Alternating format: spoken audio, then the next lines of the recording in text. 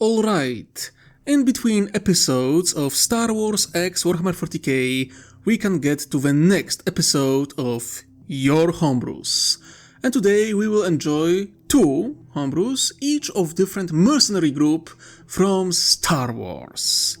Let's start with the Rockhoppers by Rat. When you hear the term mercenary, you most likely think of imposing Mandalorian warriors clad in Beskar armor, a Wookiee with a bowcaster, or maybe even a Gamorrean with a massive axe. Very few would imagine the likes of Lepi, and yet, far in the Outer Rim, there is a well-known band of Lepi mercenaries, the indomitable Rockhoppers. Their origins can be traced to the time after in Lepi home system of Coachella Prime, hyperdrive was first devised, only to find out that they are neighbors of Kashyyyk and very close to Hutt space. Region of space rife with pirates, brigands, corsairs, and slavers. Rockhoppers were formed as both anti-pirate military unit and shipping lane security task force. They were essential in protecting supply lines on the edge of Hutt space and protecting merchant world of Manda. Rockhoppers did their duty for decades, creating close ties with other similar military organizations in the region, before encroachment of the Republic to this region of the Outer Rim. At first, Rockhoppers were appreciated. However, in time, spheres of influence, bureaucracy and corrupted politicians started demanding that Coachella Prime's military to be dismantled or absorbed into Republic's judiciary forces. Neither option was acceptable by the Prime Minister or Director of a Rockhopper division, and as the pressure mounted on the world, they found a loophole, namely, law that allowed corporations to raise considerable security forces in response to pirate activity. And thus, the Coachella Merchant Navy became the Rockhopper Mercenary Company. As a naval security forces, they could hire themselves out to nearly any colony, government, business, or individual looking for safe passage through the dangerous space, or seek out and terminate dangerous criminal groups like pirates or slavers. In terms of doctrine, Rockhoppers are mostly naval force, with several space stations in the region, specializing in use of carrier frigate pack tactics, with main goal of disabling enemy craft so that Rockhopper Marines could board enemy craft for capture or emancipation. Thanks to ingenuity and adaptability, their forces remained solid even as ships were lost, replaced or upgraded over the century. Core of their fleet is kept by trio of carriers.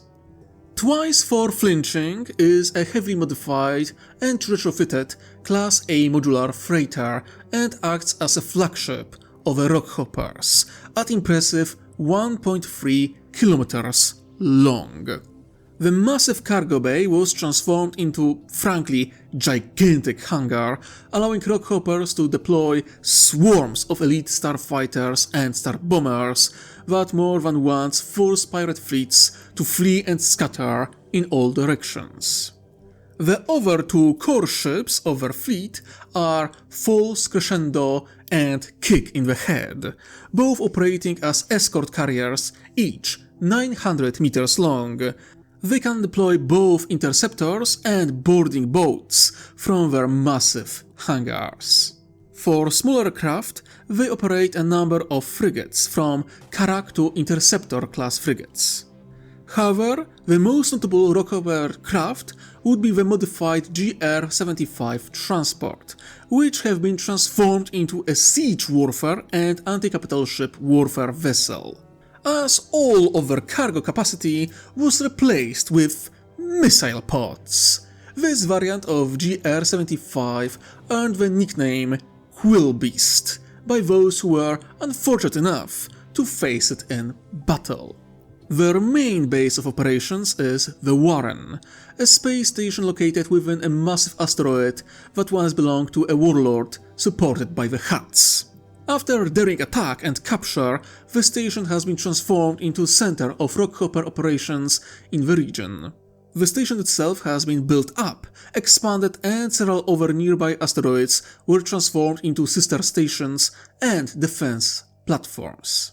Currently, the Warren is a beacon for all vessels in the region that seek safe travel and death sentence to any pirate who dares to get close.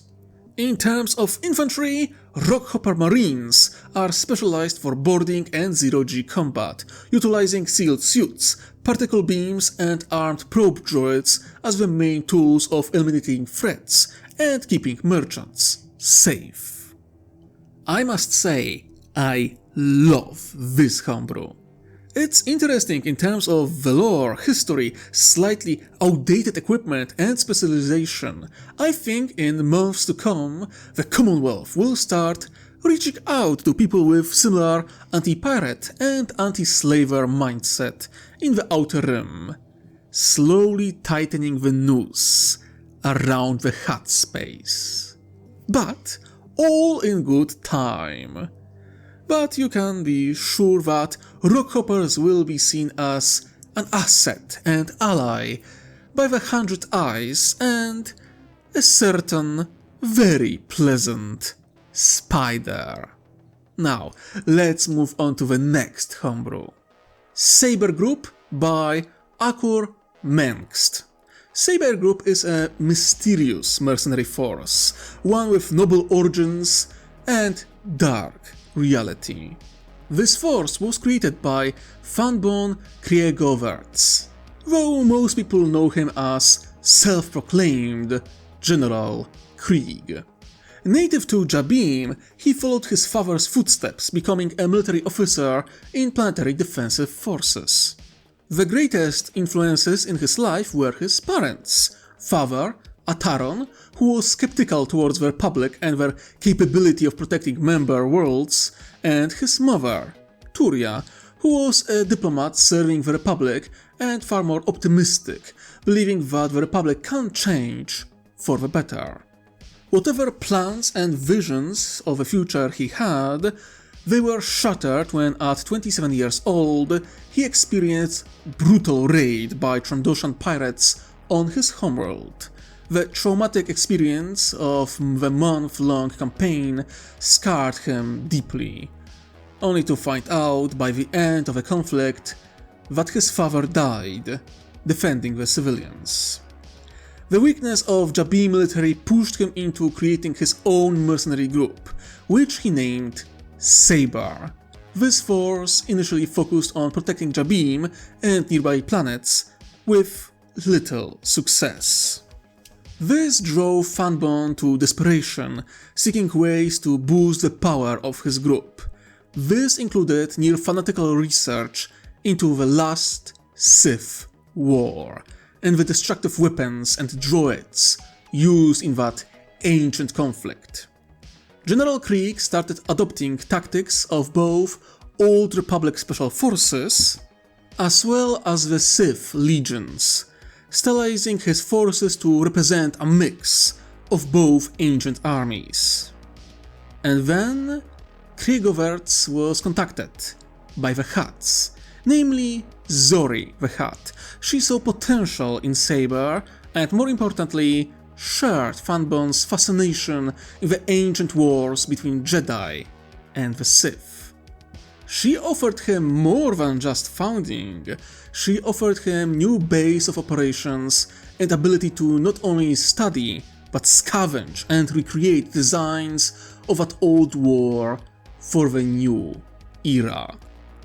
Fanbon was unsure about making this deal, but as if by cruel fate, no less than a day later, his sister, Liach, arrived with terrible news. Their mother was assassinated after trying to uncover a conspiracy that the pirate raid that killed their father wasn't an accident, but deliberate attack organized by spiteful politicians of the Republic. Leah, unlike her brother, trained to become naval commander of the Republic's judiciary forces, but with their mother's murder and possibility of someone aiming to finish the job, she deserted the judiciary forces, alongside her crew, most of which came from the Outer Rim, bringing a Hammerhead frigate with them. She asked to join Saber Group, hoping that her brother will be able to protect her. Desperate to protect his sister, boost power of his group, and to spite the Republic, Von Bon made the deal with the devil, and Saber Group relocated from Jabim to a region southwest from the southmost tip of the Hutt core territories. 3 worlds and 1 space station fell under control of Saber, with secret patronage of Zori, a deal that remains somewhat secret to majority of his group, including his sister. The 3 worlds mentioned are Shak, a small agri-world from which Saber recruits their members, Mog, a dead world where a brutal battle between the Sith and the Jedi took place long ago. It is in the ruins of this forgotten world that Saber seeks ancient knowledge and weapons to boost their power. Planet LW456 is a small archaeological and research site, gathering artifacts which seem to be abundant in nearby systems, studying them and selling them on the black market. Finally, the aptly named Saber Station is located in between those 3 worlds and the headquarters of the entire organization. Since relocation, Saber ceased to be defenders of the innocent. Now they are corsairs, quietly working for benefit of Zori by striking her rivals, as well as launching raids on the Republic outer and even mid-rim worlds. While clad in armor and wielding weapons reminiscent of the last great war that nearly broke the galaxy. Currently, the group numbers around 10,000 personnel, with a sizable fleet, starfighters and even tanks. They are known for using a lot of droids, including terrifying HK assassin droids, to boost their forces. They gained infamy by claiming responsibility for several assassinations, sabotages and terror attacks across the outer and mid-rim. Enough to gain ire of the judiciary forces and even Jedi Order, though they find themselves unable to strike back successfully, as Saber always slips between their fingers and escapes into the region that is considered Hutt space, halting all military action in the region. Even Jedi struggle to locate the mysterious Saber Group, as the echoes of the ancient war and scars it left leaves the local star system clouded in the dark side, as ancient Sith artifacts corrupt the very void between the stars. Now, after the Great Displacement, Saber Group quietly observes the rising tensions between the Hutts and the Tau, expecting that if it flares to open conflict, they will be hired by the Hutts to defend their interests. What they don't know is that the same darkness that kept them safe from the Jedi calls to those who worshipped similar darkness in the Milky Way, and even now worships carrying the marks of the dark gods, yet cut off from their blessings and sweet laughter, travel through the void, seeking darkness that would feed their hunger for power. Now this is a glorious addition to the narrative. A mercenary group that stylizes itself after the wars waged by the Old Republic, with people digging out ancient Sith weapons and artifacts and seeking their power. I can't imagine a better place for some lost cultists to find a new home. Wouldn't you agree?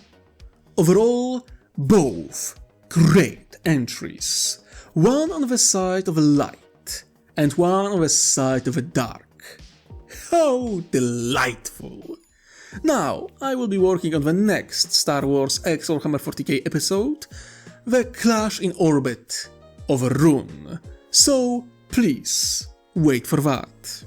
I send special thanks to the highest tier Patreon supporters Heimko, Boromir117, Xaragusta, Rizda9, Psab, Cell, and Josh Travis. If you can, join the ranks. You can also like, comment, subscribe, and ring-ding that bell.